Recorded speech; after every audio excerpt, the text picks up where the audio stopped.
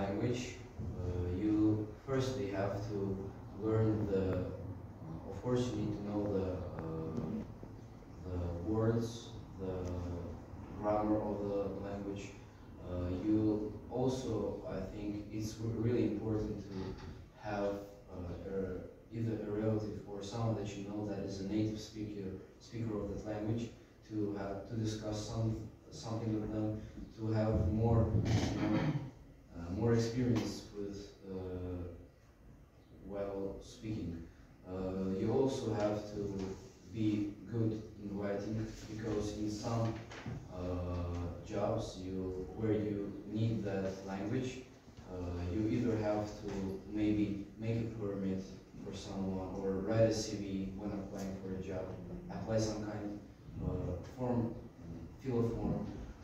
Also to improve your listening skills.